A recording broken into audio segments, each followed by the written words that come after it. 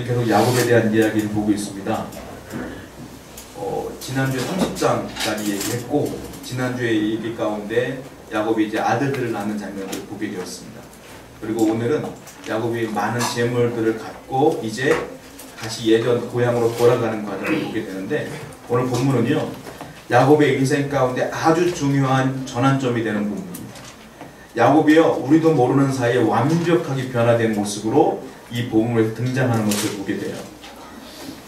왜 어떻게 변화됐느냐면, 예전에 야곱은 모든 일들을 자기가 계획한 대로 이뤘던 사람이에요. 즉, 형의 장자권을 취하기 위해 팥죽을 쏘서 그것을 강탈하고, 또한 축복을 받기 위해서 어머니와 짜서 아버지를 속이고, 양털 붙이고, 어머니가 요리하고 목소리 변조하고, 이렇게 살아갔던 야곱이에요. 그리고 심지어 야곱이 도망갈 때도 그 도망지를, 목적지를 정해준 것도 하나님이 아니라 어머니예요. 리브가가 내 오빠 집 라반의 집으로 도망가라고 도망간 거예요. 바단 아람으로. 그런데 오늘부터요, 나오는 야곱의 모습이 20년이 지났습니다. 지금 그로부터 완전히 변화되었어요. 이제는 야곱이 스스로 인생을 결정하지 않습니다. 완벽하게 하나님이 그 인생을 결정해 주셔요. 그리고 야곱은 그 인생대로 순종하는 것 뿐이에요.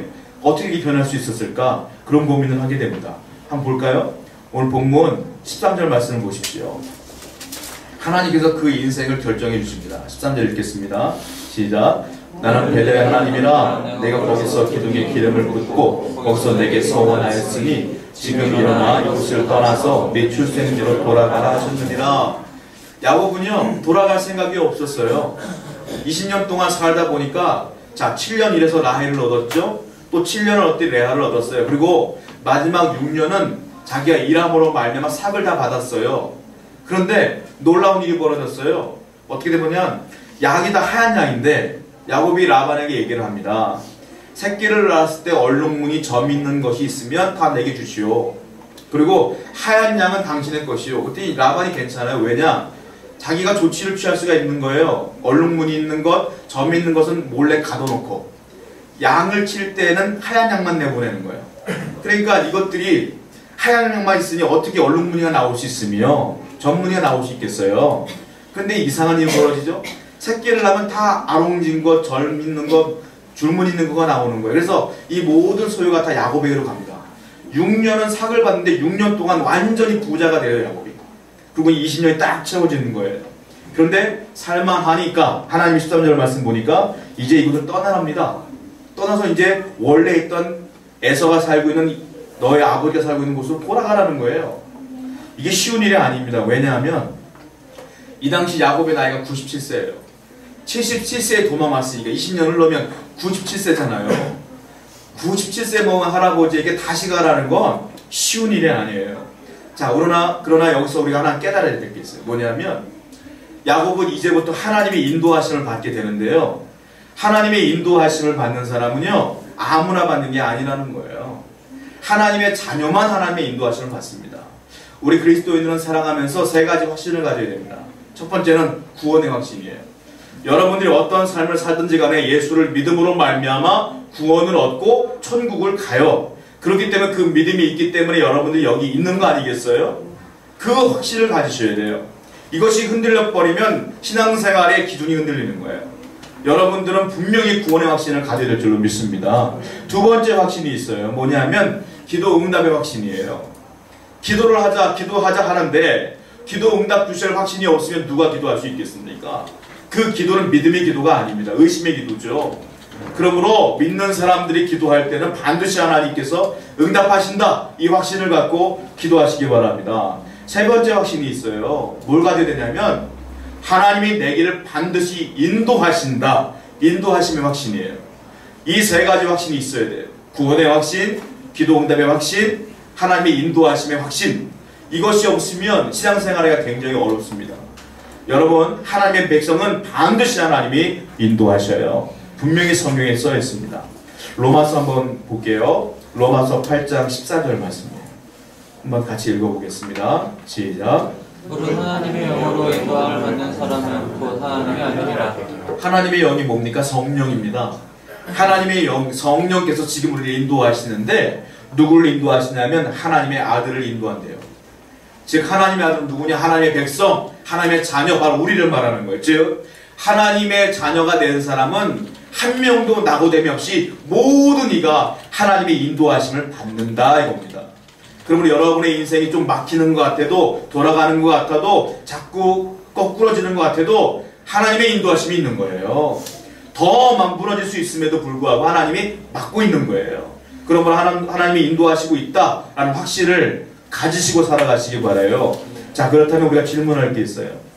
도대체 하나님께서 왜 이제 살만한 야곱에게 돌아가라고 하느냐? 왜? 에서는 여전히 야곱을 용서하지 않았거든요. 가면 죽을 수 있어요. 근데 왜 돌아가라고 하느냐 이거예요. 그 이유가 있습니다. 왜냐? 아까 제가 서두에 말씀드렸어요. 야곱의 나이가 97세예요. 아브라함은 75세에 고향을 떠났어요. 그러니까 야곱은 97세라고 하는 건 더 힘든 상황이에요, 사실은. 그런데 떠나게 돼요. 이유가 있어요. 뭐냐? 하나님께서 보실 때에 야곱이 살고 있는 이 밧단 아람은, 라반의 집이 있는 이곳은 일시적인 거처이지 영원한 거처가 아니거든요.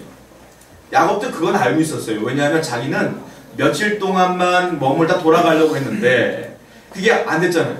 그러니까 또 생각을 해요. 아, 내가 결혼만 하면 돌아갈까? 그런데 또 안 됐어요. 속았잖아요. 또 7년을 또 이래. 이게 14년이 흐른 거예요. 그럼 보니까 빈손이에요, 자기가.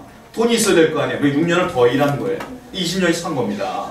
그러니까 돌아가려고 하니까 돌아갈 수가 없는 상황임에도 불구하고 하나님께서 말씀하시는 거예요. 여기는 영원한 처소가 아니다. 일시적인 곳이다. 돌아가라. 그게 첫 번째 이유예요. 두 번째 돌아가라고 하신 이유가 있어요. 다시 고향으로 가라. 왜냐하면 하나님께서는 이 밧단 아람에서 하나님의 뜻을 펼칠 이유가 하나도 없어요. 하나님의 뜻은 어디에 있느냐? 가나안 땅에 있습니다. 원래 야곱의 땅에 있어요. 그러니까 여기 너가 더 이상 머물러 있어봤자 나는 여기서 너와 일하고 싶지 않아. 돌아가 이 말이에요. 네가 여기가 재산이 있고 아내가 있고 자녀가 있어도 상관이 없어. 내가 약속한 땅은 이 땅이 아니니까 돌아가 이 말이에요. 그러니까 하나님께서는 여기가 중요한 것이 아니라 너의 생활 터전이 중요한 것이 아니라 내 약속이 있는 곳이 더 중요하니까 돌아가라고 말씀하신 거예요. 자, 성경 하나 보겠습니다. 이미 야곱에게 여러 번 말씀하셨어요, 하나님께서. 창세기 28장 13절 말씀 한번 읽어보겠습니다. 시작. 또 본즉 여호와께서 그 위에 서서 이르시되 나는 여호와니 너의 조부 아브라함의 하나님이요 이삭의 하나님이라. 네가 누워있는 땅을 내가 너와 내 자손에게 주리니. 네가 누워있는 땅은 뭐냐면 네가 먹고 사는 이 땅을 내가 너와 너의 자손에게 주리라고 이미 이전에 약속을 하셨어요. 그 땅은 여기 있는 밧단 아람이 아니잖아요. 가나안 땅이잖아요. 또 말씀하셨어요. 이제 도망가던 중에 말씀하십니다. 창세기 28장 15절 말씀 볼게요. 시작. 내가 있어 내가 어디로 가든지 너를 지키며 너를 이끌어 이 땅으로 돌아오게 할지라. 내가 네게 허락한 것을 다 이루기까지 너를 떠나지 아니하리라 하신지라. 네가 이 땅으로 돌아오게 하리라 이미 약속하셨어요. 그래서 그 시기가 20년이 흐른 지금이라 이거예요. 그러니까 나는 너가 여기서 거부가 되고 부자가 돼도 상관이 없어. 여기서 일하지 않을 거야. 다 버리고 가는 한이 있어도 네가 가야 될 곳은 가나안 땅이다라고 말하는 거예요. 그 이유가 있습니다. 뭐냐면 하나님이 일하시는 곳은 하나님이 약속하신 땅, 하나님의 은혜가 있는 땅, 하나님과 함께 예배했던 땅, 그 땅에서 역사하신다는 거예요. 왜냐? 하나님은 그 가나안 땅에서 이스라엘을 만들어내시고 메시아가 거기서 나와요. 그런데 메시아 예수님의 육체적인 조상들이 어디서 살아야 되느냐? 거기서 살아야 되는 거예요. 야곱이 거리 돌아가야 되는 거예요. 오늘날로 말하자면 많은 사람들은 삶의 중심에 여러 가지를 놓고 살아요. 어떤 분들은 직장을 놓고 살아요. 이 평생 직장, 내가 열심을 다해 승진하리라, 돈을 모으리라, 내가 사업을 하리라. 그런데요, 영원할 것 같지만 직장생활 영원하지 않습니다. 나이가 차면 은퇴해야 돼요. 요즘은 은퇴 기간이 짧아졌지 않습니까? 뭐 40대만 돼도요, 대기업은 나가라고 압박 주지 않습니까? 요즘은 힘들어요. 정년 채우기가 힘들어요. 자, 그렇게 열정을 쏟고 내가 직장을 위해서 애를 썼지만 내가 은퇴를 하거나 쉬운 말로 잘리거나 하면 그 다음부터는 어떤 일이 벌어지냐? 방황하게 되는 거예요. 사는 거예요. 병도 생기고요, 마음의 병도 생기고 육체적인 병도 생기고 괴로워지는 거예요. 그러므로 여러분들의 인생에 가장 중요한 건 직장이 아니에요. 사업장도 아니에요. 그러면 어떤 사람들, 젊은 사람들 특히 선교단체에 열광하는 사람들 많아요. 젊은 사람들 선교단체에 가면 예배가 좋거든요. 뜨겁거든요. 그리고 시스템이 잘 돼 있어갖고 성경 공부도 정말 잘 돼 있거든요. 거기 열광을 해요. 그러나 그걸 아셔야 돼요. 선교단체는요, 어떤 목적을 가지고 이익을 위해 만들어진 단체입니다. 그것도요. 그러므로 그것도 영원하지 않아요. 지금 하나님께서 말씀하시는 건 뭐냐면, 하나님의 말씀이 있었던 곳, 약속이 있는 곳, 예배가 있었던 곳, 지금으로 말하면 교회 같은 거예요. 선전 같은 거예요. 그러므로 너는 지금부터 너의 인생을 위해 살았다면 이제부터는 하나님 중심으로, 성전 중심으로, 교회 중심으로 살아가라 라고 하나님 뜻이 여기 있는 겁니다. 여러분, 연세를 드시면서 나이를 먹으면서 내가 직장도 다 놓아버리고 할 게 없어질 때 당황하잖아요. 인생은 내가 평생 예배할 곳이 필요해요. 그 교회입니다. 그게 내가 평생 하나님이 일할 봉사의 장소가 필요해요. 그게 교회예요. 나와 함께 평생 신앙생활할 동지가 필요해요. 그게 성도들이에요. 그러므로 교회 중심으로 살아가라 하나님께서 오늘날도 여전히 말씀하고 계시는 거예요. 그것이 성도의 삶이다 이런 거예요. 자, 그렇다면 세 번째 이유가 있어요. 왜 하나님이 자꾸 돌아가라고 했느냐? 사실 야곱이요, 하나님의 말씀을 그 바다람에 있을 때 명령을 해도 순종할 수가 없습니다. 그 땅에서. 왠지 아십니까? 어떤 법에 묶여 있어요 지금. 그래서 하나님은 거길 떠나라고 하시는 거예요. 어떤 법이냐? 야곱의 아내가 몇 명입니까? 4명입니다. 거기 라헬, 레아, 실바, 비라 4명이에요. 아들은 12명을 낳았어요. 자, 그런데 우리가 볼 때 그 아내와 아들들은 다 야곱과 함께하는 가족이 있지 않습니까? 거기다가 6년 동안 벌어놓은 돈이 있어요. 물질이 있어요. 다 야곱 거 같잖아요. 법으로 말하면 야곱 거가 아닙니다.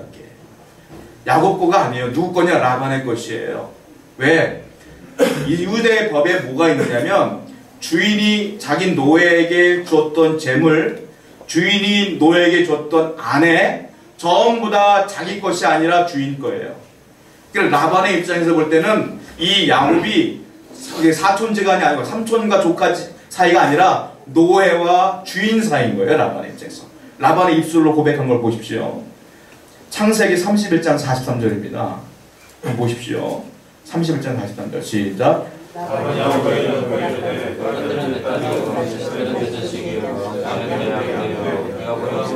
다 내 것이라. 내가 오늘 내 딸들과 그들이 낳은 자녀들에게 무엇을 하겠느냐? 그거 보세요. 라반이 말하는 게 뭐냐면 너와 나는 삼촌과 조카 사이가 아니라 이미 주인과 노예 사이인데 내가 준 내 딸들 다 내 거다.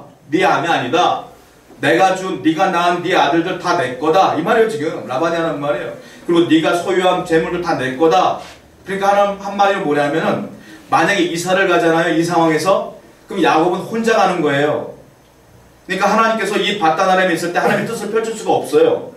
이리 가라 저리 가라 할 때에 야곱만 움직일 수밖에 없어요. 자녀가 움직일 수가 없어요. 그러니까 하나님께서는 떠나가라고 하는 거예요.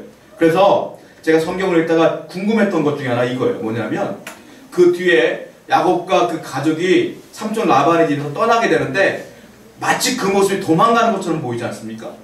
그 라헬이 나중에 알고 보면 드라빔이라는 것도 훔쳐가기도 하고 그 모습들 보이잖아요.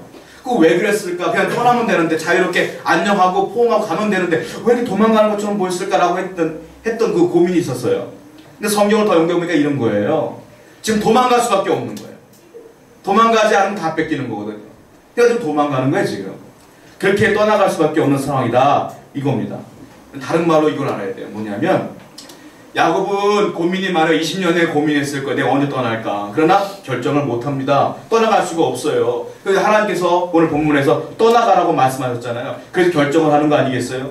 사람은 사람의 스스로 내 인생을 인도할 수가 없어요. 그런 존재예요. 우리는 인도하는 것 같지만 내 마음대로 안 되는 게 인생이에요. 내 인생을 인도하시는 건 하나님 분이 없어요. 성경을 한번 직접 보겠습니다. 예레미야 10장 23절입니다. 읽어보겠습니다. 시작. 여호와여 내가 알거니와 사람의 길이 자신에게 있지 아니하니 걸음을 지도함이 걷는 자에게 있지 아니하니. 그렇습니다. 하나님에게 있는 겁니다. 잠언서도 한번 읽어볼게요. 잠언 3장 5절과 6절입니다. 시작. 너는 범사에 여호와를 신뢰하고 내 명철을 의지하지 말라. 너는 범사의 그를 인정하라. 그는 내 길을 지도하시리라. 아멘. 내 길을 인도하시는 분은 내가 아니라 하나님이시다. 그러면 성도가 할 일은 무엇이냐? 내 인생을 위해 하나님께 기도하고 맡기는 것뿐이 없는 거예요. 그럴 때 하나님께서 내 기도를 들으셔서 하나님이 반드시 내 길을 인도하실 것을 확신하시고 믿는 겁니다. 할렐루야. 그것이 우리의 신앙인의 삶인 줄로 믿습니다. 자, 그렇다면 하나님이 인도하시는 건 알겠어요. 하나님 믿는 사람도. 그러면 어떻게 인도하시는지를 내가 알아야 내가 잘 가고 있는지를 볼 거 아닙니까? 하나님이 어떻게 인도하시는지 아세요? 크게 세 가지로 나눌 수가 있어요. 첫 번째는 뭐냐면 상황을 통하여 하나님께서 깨닫게 하십니다. 상황이 떠날 수밖에 없는 상황을 주셔요. 야곱의 처지가 지금 떠날 수 없는 상황으로 만들어 가셨어요. 하나님께서. 그런 상황이 있을 때는 다 하나님의 뜻이, 하나님의 인도하심이 있는 겁니다. 자, 본문을 한번 볼게요. 어떤 상황인지. 창세기 31장 1절과 2절입니다. 시작. 야곱이 라반의 아들들이 하는 말을 들은즉 야곱이 우리 아버지의 소유를 다 빼앗고 우리 아버지의 소유를 말미암아 이 모든 재물을 모았다 하는지라. 야곱이 라반의 안색을 본즉 자기에게 대하여 전과 같지 아니하더라. 야곱이 보니까 사촌들, 라반의 아들들이 있는데 자기들끼리 뭐라고 말하냐면 저 야곱이라는 녀석이 와가지고 우리 아빠 재산을 다 뺏어갔어. 이렇게 얘기하고 있는 거예요. 라반을 보니까 라반도 굉장히 억울해하는 모습이고 나를 미워하는 얼굴 딱, 사람은 알잖아요. 얼굴 딱 보면 예전 것 같지 않은 거예요. 야곱이 당황스러워요. 나는 오히려 피해자인데 라반은 오히려 그렇게 보지 않는 것 같아요. 아니 이 아들들의 입장도 이해가 됩니다. 왜냐? 아니 양들이 새끼를 하는데 전부 다 얼룩무늬예요. 그러니까 양을 다 가져가는 거예요. 자기가 생각할 때 내가 가만히 놔두면 저 재산들 다 내 몫이 되는 건데 우리 아버지 돌아가시면 저 녀석이 다 가져가니까 얼마나 믿겠습니까? 그냥 그런 상황인 거예요. 그렇다고 해서 억울하다고 해서 사촌과 싸울 수 있어요? 장인 어른 대신 라반과 치고받고 싸울 수 있어요? 싸울 수 없잖아요. 상황이 지금 야곱이 도망갈 수밖에 없는 상황이 된 거예요. 지금 이 상황 어쩔 수가 없는 상황인 거예요. 자, 하나님이 우리를 인도하실 때요 우리의 환경을 변화시키셔요. 있을 수 없는 환경으로, 떠날 수밖에 없는 환경으로. 그때 우리는 하나님의 인도하심이 있나? 이런 고민을 좀 해봐야 돼요. 자, 창세기 31장 우리 11절과 12절 한번 또 한번 읽어볼게요. 시작. 꿈에 하나님의 사자가 내게 말씀하시기를 야곱아 하기로 내가 대답하기를 여기 있나이다 하매 이르시되 내 눈을 들어보라. 양떼를 탄 순양은 다 얼룩무늬 있는 것, 점 있는 것과 아름진 것이니라. 라반이 내게 행한 모든 것을 내가 구원하라. 꿈에 하나님이 나타나셨어요. 뭐라고 말씀하시냐면 야곱아 너희가 치고 있는 양들 다 하얀 양뿐이 없지만 라반이 다 숨겨놨지만 내가 역사할 거니까 잘 봐라 하면서 12절에 말씀하시는 거예요. 너의 양들 네가 낳는 새끼를 전부 다 아롱진 것, 점 있는 것 나오게 해줄게 내가. 이 얘기하는 겁니다. 근데 결국은 그렇게 다 나왔잖아요. 왜 그랬느냐면 야곱은요 원래 도둑질하는 사람이에요. 사기치는 사람이었어요. 알잖아요. 그런데 변화된 이후로 베델에서 하나님 만난 이후로 자기가 삼촌에게 많이 속은 이후로 20년 만에 완전히 변화됐는데 야곱은 그 이후로 거짓말을 한 번도 안 합니다. 도둑질도 한 번도 안 합니다. 야곱의 양들을 보면 하얀 양이 한 마리도 없어요. 전부 다 얼룩진 것뿐이 없어요. 그러고 하나님께서 보신 거예요. 야, 네가 정직하게 바뀌었구나. 네가 나만 의지하는구나. 내가 그 모든 걸 보았노라. 라반 행태를 보았노라. 그 내가 이제 역사하겠노라. 내가 이제 인도하겠노라 이 말이에요. 여러분들이 죄가 있으면 하나님 인도하지 않아요. 내가 정직하게 하나님 앞에 서 있으면 내가 성실하게 신앙생활 열심히 하면 그때 하나님이 역사하시다 이 말이에요. 자, 성경을 보겠습니다. 욥기 16장 19절 보십시오. 시작. 지금 나의 증인이 하늘에 계시고 나의 중보자가 높은 데 계시니라. 욥이 고백합니다. 나의 증인이 하늘에 계시고 나의 중보자가 높은 데 계시니라. 무슨 말이에요? 내가 이렇게 성실하게 하나님 바라봤던 것 하나님은 아신다. 하나님은 보시는 거예요. 그래서 역사하시는 겁니다. 여러분, 혹시 내가 인생을 살아가는데 상황이 어려워진다? 둘 중에 하나입니다. 상황이 어려워지는 건 나와 하나님 사이에 죄가 있으면 어려워져요. 그건 바뀔 수가 없는 상황이에요. 그건 내가 회개하여 용서받지 않는 이상은 그 환경은 변화되지 않아요. 그러니까 내가 죄를 지었다면 그건 여러분이 감수해야 되는 거예요. 그러나 두 번째 이유가 있어요. 내가 하나님 앞에 야곱처럼 정직하게 행했음에도 불구하고 예배자로 온전히 서 있음에도 불구하고 그런 일이 벌어진다? 그건 하나님의 인도하심이 있는 거예요. 그건 기다려야 되는 거예요. 하나님의 뜻이 있는 거예요. 둘 중 하나예요. 여러분들 잘 체크해 보세요. 내가 지금 죄가 있는지, 숨겨둔 죄가 있는지, 회개 못한 죄가 있는지. 그것이 없다? 그러면 하나님의 뜻이 있는 것이다. 바라보는 거예요. 야곱은 지금 정직하게 행했거든요. 두 번째 보여드릴 게 있어요. 뭐냐면 31장 1절을 보시면 제가 읽어드릴게요. 눈으로 보세요. 야곱이 라반의 아들들이 하는 말을 들은즉 야곱이 우리 아버지의 소유를 다 빼앗고 우리 아버지의 소유로 말미암아 이 모든 재물을 모았다 하는지라. 맨 마지막에 보면 재물을 모았다 하는지라 이 고백이 있어요. 이게 예전 성경에는 거부가 되었더라 이 말이에요. 그러니까 부자가 되었더라. 근데 이게 히브리어로 카보드란 단어인데요. 영광이란 단어입니다. 그러니까 라반의 아들들이 야곱을 볼 때 뭐라고 말하냐면 재물이 많이 모아지는 거예요. 거부가 되는 거예요. 그것을 영광으로 봐요. 그러니까 저 녀석 봐라 부자가 됐네. 영광 받았네 이 말이란 말이에요. 그러니까 라반의 아들들의 관점은 세상에서 부자가 되면 존귀한 자처럼 보이는 거예요. 그러나 야곱은 그렇지 않습니다. 야곱은 베델에서 돌베개 잡고 잠을 자다가 꿈을 꿨어요. 사다리가 하늘로부터 땅끝까지 이어져 있고 천사가 오르락내리락 하면서 하나님의 말씀을 들었잖아요. 그때 깨닫는 거예요. 하늘이 있구나. 그때 깨닫고 이 모든 영광은 하늘에 있구나. 나는 세상을 살아가는데 땅에 내 관점을 두지 않냐고 하늘에 두리라. 그리고 모든 영광은 하늘에 있는 것을 야곱은 알고 있었어요.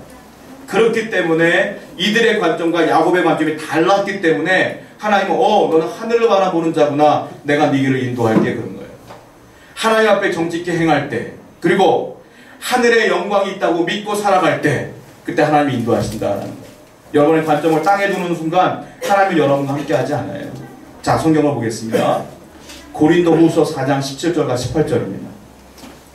한번 읽어보겠습니다. 시작. 우리가 잠시 받는 우리에게 야민이 우리가 주목하는 것은 보이는 것이 아니요 보이지 않는 것이니 보이는 것은 잠깐이요 보이지 않는 것은 영원합니다. 사도 바울이 말하죠. 보이는 것은 잠깐이고 보이지 않는 것은 영원합니다. 나는 보이지 않는 것을 봅니다. 보이지 않는 게 뭐예요? 하늘의 것, 영적인 것을 보겠다 이거. 이렇게 살아야 하나님의 인도하심을 꾸준히 받고 살아갈 수 있다. 이 고백을 하는 거예요. 자, 두 번째가 있어요. 하나님의 인도하심을 어떻게 받느냐. 첫 번째가 환경을 변화시키셔요. 두 번째가 뭐냐면 하나님이 말씀하셔요. 하나님이 인도하시는 두 번째 방법은 말씀입니다. 말씀. 자, 하나님이 어떻게 말씀하시는가 볼까요? 창세기 31장 3절입니다. 시작. 여호와께서 야곱에게 이르시되 네 조상의 땅 네 족속에게로 돌아가라. 내가 너와 함께 있으리라 하신지라. 13절 말씀도 볼게요. 시작. 나는 베델 하나님이라. 네가 거기서 기둥에 기름을 붓고 거기서 내게 서원하였으니 지금 일어나 이곳을 떠나서 네 출신으로 돌아가라 하느니라. 하나님이 말씀하시잖아요. 계속 떠나가라 돌아가라 내가 함께하리라 계속 말씀하시잖아요. 자, 여기까지 볼 때는 부러워요. 야곱이 하나님이 귀에다 대고 말씀하시네. 얼마나 쉬웠을까, 얼마나 결정하기 쉬웠을까. 이 이유가 있습니다 여러분. 요즘은 그래서 사람들이 인생을 살 때 궁금한 게 많다 보니까 뭐 예언의 은사 있는 분, 환상 보는 분, 뭐 꿈을 꾸는 분을 찾아가서 뭐 기도받는 분들이 굉장히 많아요. 위험한 겁니다. 제가 알고 있는 이단이 있어요. 그 이단은 전도사 한 명이 예언의 은사가 있대요. 예언의 은사가 있는데 사람들이 너무 많이 몰려오니까 번호표를 뽑고 줄 서 있어요. 예배 후에. 그 전도사가 안수를 딱 해주면서 하나님 이렇게 말씀하시네. 다음 이렇게 말씀하시네. 이렇게 예언을 해주는 거 매주 성경을 딱 보니까요. 하나님의 백성들에게 매일매일 그렇게 하나님이 귀절에 말씀하신 적이 없습니다. 인내하게 하고 참게 하시고 변화되게 하시고 그러시지. 그리고 나중에 필요할 때 위험할 때만 말씀하시지 그렇게 매일매일 말씀하시는 게 어디 있어요 세상에. 사람들은 궁금하게 꿈꾸기를 원하고 환상 보기를 원해요. 여러분 그렇게 말씀하시지 않는다는 건 아니에요. 종종 하실 수도 있어요. 그러나 구약시대는 왜 야곱에게 이렇게 말씀하셨을까요? 정답은 딱 하나예요. 뭐냐? 그 당시는 계시가 불완전합니다. 완전한 계시가 누군 줄 아세요? 예수님이에요. 구약시대는 예수님이 없었잖아요. 그러니까 계시가 불완전하다고요. 그래서 그때는 하나님의 선택한 백성들에게 직접 명령하시고 말씀하시는 거예요. 그런데 신약에 넘어오면서 계시가 완전해져요. 예수님이 오신 거예요. 오셔서 당신이 해야 될 말씀들을 다 말씀으로 다 기록하셨고 그리고 부활하시고 승천하셨어요. 그리고 우리에게 나 믿으면 구원받는다까지 다 말씀하신 거예요. 그 신약이에요. 구약과 신약이 합쳐서 성경 아닙니까? 자, 오늘날 완벽한 계시가 뭐냐? 성경이에요. 그러므로 하나님은 오늘날 어떻게 말씀하시냐? 이 성경을 통하여 말씀하시는 거예요. 99.9% 가끔 꿈을 통해서도 말씀하시지만 무조건 이것이 정상적인 방법이라는 걸 아셔야 돼요. 왜? 이 완벽한 계시는요 초등학교 1학년도 알맞게 쉽게 만들어놨어요. 글만 읽으면 다 알 수 있도록. 모르면 안 되잖아요. 모든 이가 다 응답받을 수 있도록 만들어놓은 게 성경이에요 여러분. 그러므로 하나님의 응답을 받을 때 성경을 통하여 응답받으시기 바랍니다. 이 말씀이 가장 안전한 방법이에요. 예를 들어볼까요? 성경 한번 읽어보겠습니다. 이사야 41장 8절과 10절입니다. 8절부터 시작. 그러나 나의 종 너 이스라엘아, 내가 택한 야곱아, 나의 본 아브라함의 자손아, 내가 땅 끝에서부터 너를 붙들며 땅 모퉁이에서부터 너를 부르고 내게 이르기를 너는 나의 종이라. 내가 너를 택하고 싫어하여 버리지 아니하였다 하였더라. 두려워하지 말라, 내가 너와 함께함이라. 놀라지 말라, 나는 네 하나님이 됨이라. 내가 너를 굳세게 하리라. 참으로 너를 도와주리라. 참으로 나의 의로운 오른손으로 너를 붙들리라. 이미 응답받은 거예요. 왜냐? 여러분 혹시 인생을 살 때 두려워하는 분들이 있어요? 걱정하는 분들이 있습니까? 놀라는 분들이 있습니까? 10절 말씀 보십시오. 두려워하지 말아라, 내가 너와 함께함이라. 아멘. 이게 응답이에요. 하나님이 함께하는 걸 믿는 것, 이게 응답 아니에요? 또 보십시오. 연약한 분들이 있으니까 마음이 유약하고 영혼이 연약하여 힘들고 어려운 분들이 있어요. 이렇게 서 있잖아요. 내가 너를 굳세게 함이라. 아멘. 이게 응답이에요, 여러분. 이걸 보면서 응답받는 거예요. 위로받는 거예요. 갑자기 꿈을 꾸거나 누가 예언해 주거나 이거 아니라는 거예요. 이미 하나님의 응답은 여기 있음을 기억하셔서 하나님의 말씀에 설교를 잘 들으시고 집에서 묵상 잘 하시고 그러면 하나님과 동행하며 여러분 하나님의 인도하심을 충분히 받을 수 있음을 기억하시기 바랍니다. 세 번째, 하나님이 야곱을 인도하시는데 어떻게 인도하시는 줄 아십니까? 이렇게 인도하십니다. 31장 13절 말씀 보십시오. 창세기 시작. 나는 베델 하나님이라. 내가 무거워서 기름을 붓고 거기서 내게 서하자 했으니 지금 일어나 이곳을 떠나서 내 출신지로 돌아가라 하셨느니라. 이게 뭐냐면 야곱이 자기 아내들에게 얘기하는 거예요. 라헬과 레아와 실바와 빌하에게 얘기하는 거예요. 내가 어제 꿈을 꿨는데 하나님이 나타나서 이렇게 말하더라. 나는 떠나야 되겠다 라고 말했더니 4명의 아내가 뭐라고 말하는지 아세요? 그렇게 하십시오. 이렇게 얘기해요. 그래서 그 가족을 다 데리고 떠나는 장면이 이렇게 나와요. 여러분 응답은 뭔 줄 아십니까? 내가 응답받았다고 해서 응답이구나가 아니에요. 응답은 뭐냐? 나와 함께 그 길을 가야 될 사람과 그 문제를 같이 기도하는 모든 사람들이 같이 동의할 때 응답인 거예요. 이걸 컨펌이라고 합니다. 기도는 내 감정이 격해지면 나에게만 응답이 올 때 있어요. 주위 사람들이 그건 아닌 것 같은데 그건 응답이 아닙니다. 그건 내 감정입니다. 여러분. 응답은 동일한 문제를 놓고 기도하는 모든 사람들이 서로 인정하고 동의할 때 그 응답이 확실한 응답이에요. 그래서 기도할 때 응답받을 때 여러분 3가지를 확실하게 체크를 해보셔야 돼요. 이 환경이 과연 내가 이것을 해야 될 상황으로 몰아져가고 있는지, 두 번째는 내가 이 성경을 통해 하나님께서 말씀을 하셨는지, 세 번째는 내가 기도를 했는데 이 주위의 사람을 다 동의를 하고 있는지, 이 기도예요. 제가 이제 청년 사역을 많이 할 때 이상하게 직장 생활을 못하고 직장이 자꾸 떨어지고 그런 친구들이 잘 찾아와요. 찾아서 뭐라고 말하는지 아세요? 저한테? 목사님 길이 잘 막히는 것 같으니까 제가 목회를 해야 될 것 같아요. 하나님이 그래서 인도하시는 것 같아요. 제가 무조건 뭐라고 하면 안 돼. 더 공부해서 더 준비해. 이랬어요. 나는 인정을 못하겠어. 그 친구가 목회하는 것을. 신앙을 내가 오랫동안 봤기 때문에. 저는 목회자의 길을 걸었잖아요. 저는 중학교 2학년 때 성령 경험하고 응답을 받았어요. 하나님께. 근데 불완전한 거예요. 제가 어떻게 했냐면 응답 받았지만 확신을 하지만 그 당시 저희 담임 목사님을 찾아봤어요. 목사님, 제가 기도하는 가운데 이런 응답을 받았습니다. 제가 목회길을 가려고 하는데 목사님 생각에는 어떻게 하는 게 좋을 것 같아요? 물어봤을 때 목사님 뭐라 하냐면 잘됐다. 내가 너를 기도하고 있었어. 너 목회길 가야 된다. 그러면서 목사님이 신학교까지 정해주셨어요. 저는 예수교대한감리교 출신으로서 기독교 대한감리교는 여기 감신대가 있지만 예수교 대한감리교는 감신대 교단이 달라요. 조그만 교단이에요. 그러니까 신학대학이고 그러니까 기감에서 보수파로서 나온 교단이 예수교 대한감리교. 그러니까 감신대는 이분들이 볼 때는 약간 조금 자유주의적인 거야. 그러니까는 안 보내시고 목사님이 저한테 같은 웨슬리안 가운데 서울신학대학교가 있다. 거기 가라. 그 목사님이 정해준 거예요. 저한테 신학대학교까지. 그거 제가 서울신대 간 거예요. 그리고 권사님들 있잖아요. 저와 함께 저를 어렸을 때부터 봤던 권사님들이 저한테 그랬어요. 그래 잘됐다. 너는 가야 돼. 너는 가야 돼. 다 가야 돼. 한 명도 가지 말라는 분 없었어요. 가라. 저희 부모님도 가라. 그래서 간 거예요, 여러분. 응답은 이와 같이 여러 사람들이 동의해 줄 때 확실한 거예요. 나 혼자 응답 받았다고 독불장군처럼 이렇게 해야 돼가 절대로 아닙니다. 하나님의 응답을 체크하실 때, 인도하심을 받을 때 이 3가지만 잘 체크하시면 여러분들은 건강한 신앙생활 충분히 하실 수 있음을 믿으시기 바랍니다. 오늘도 하나님의 은혜 가운데 거하시는 여러분들에게 축복합니다. 우리 말씀을 기억하며 함께 찬양하겠습니다.